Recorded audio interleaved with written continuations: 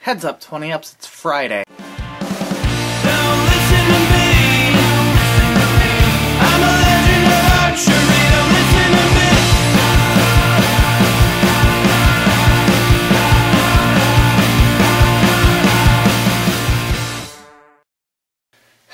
I have to pull an overnight shift tonight, so I'm hopefully gonna be okay for that. But in the meantime, let's get to the notes. Let's start with James.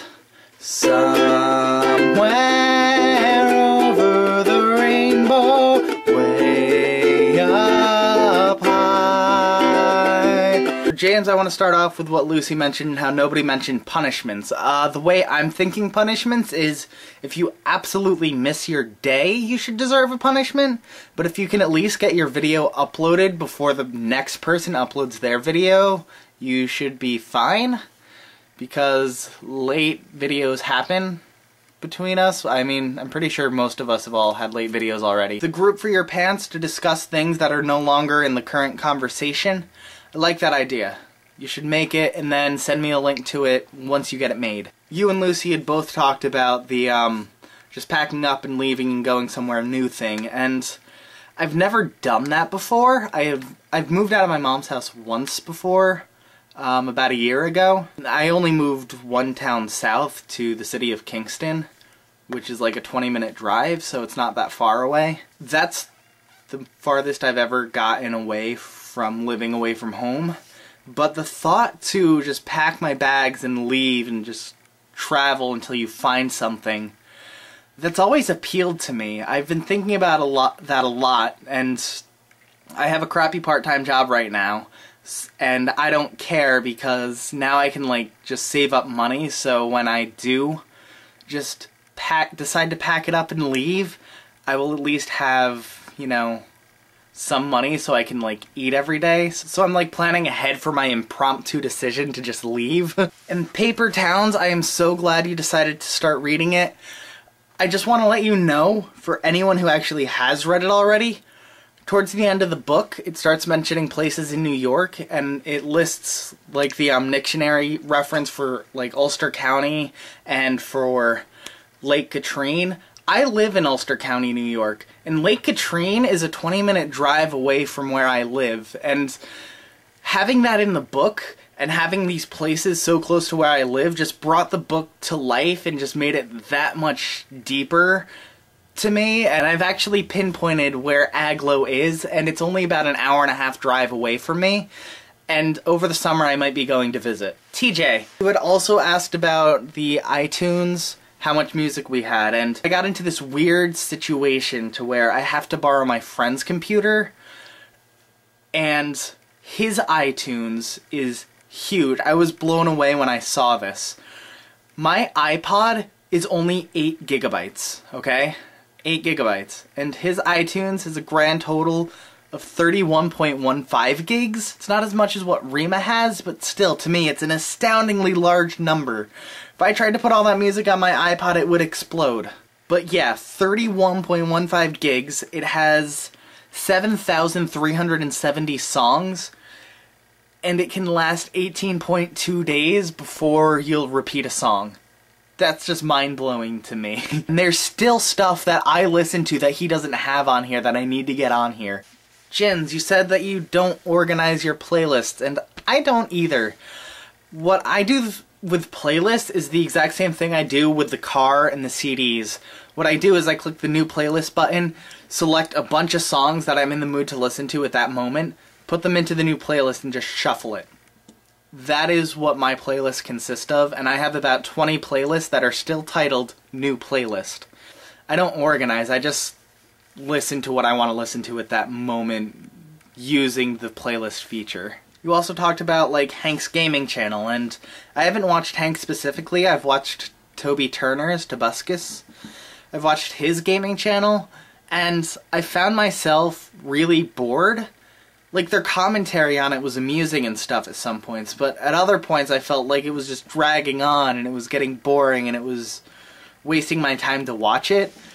I felt like if I wanted to know the ins and outs of this game, I should just go and play it myself. So I'm more of a play the game yourself rather than watch someone else do it. But at the same time, like James, I'm terrible at first-person shooters and would rather watch other people play first-person shooters. Terrible at Halo, terrible at like Call of Duty and all of those games. Like, I don't think I've ever actually played Call of Duty, but I know I'm bad at it. You also talked about like Hank's gaming channel, and I haven't watched Hank specifically. I've watched Toby Turner's Tobuscus. I've watched his gaming channel, and I found myself really bored.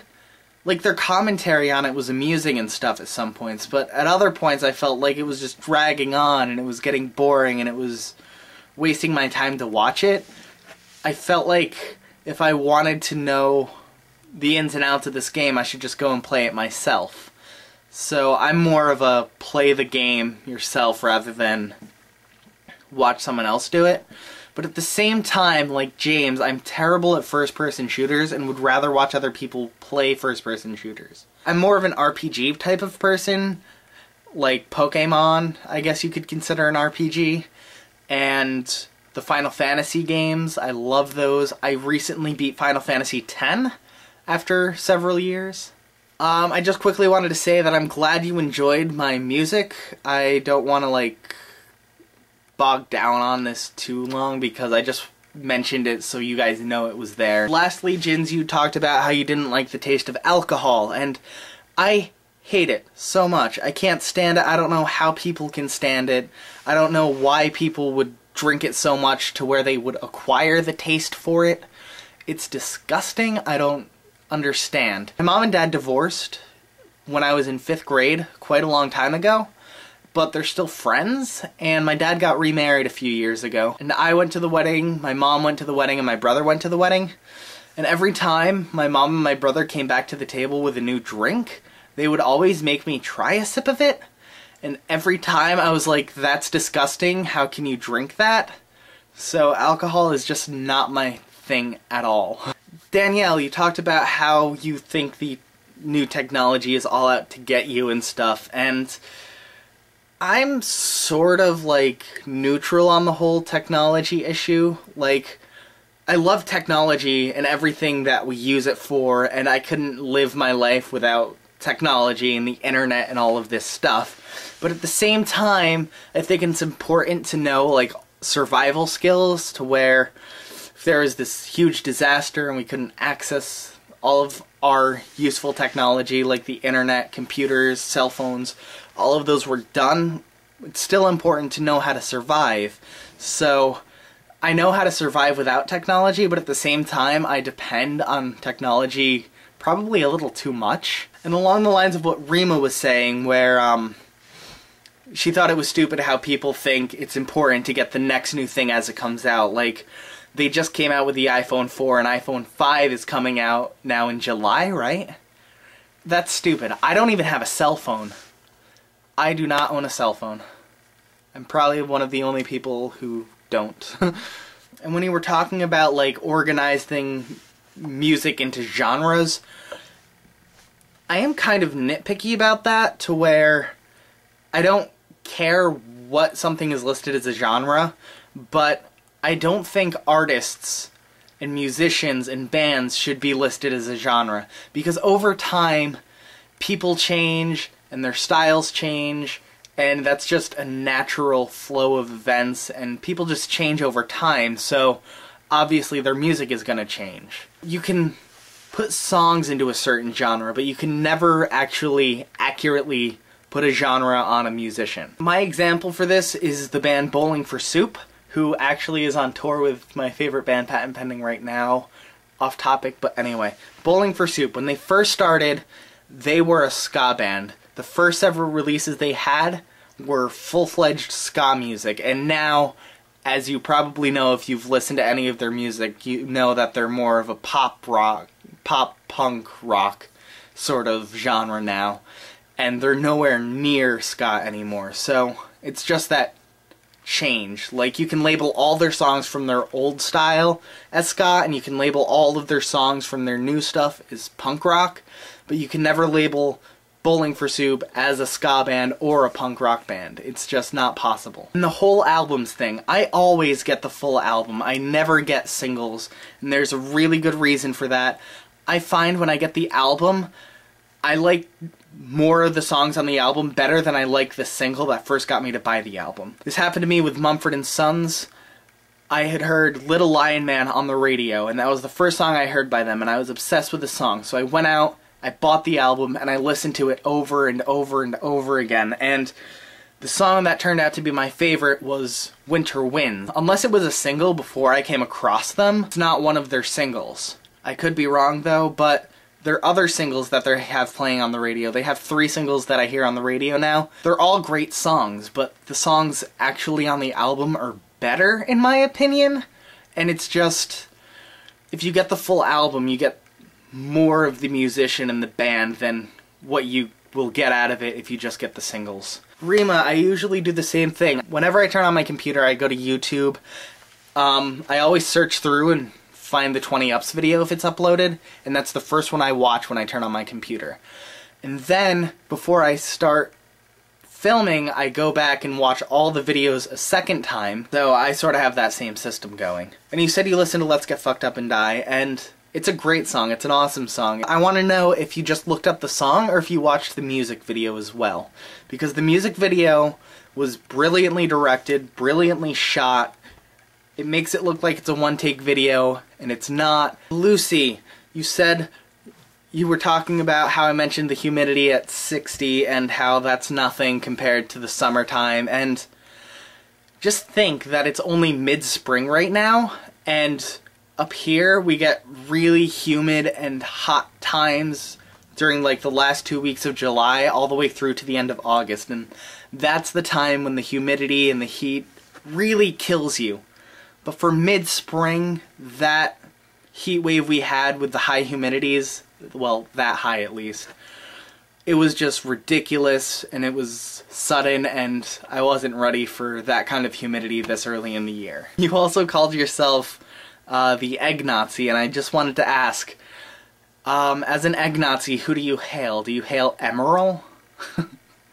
That's a stupid joke. I should probably cut that out, but I won't.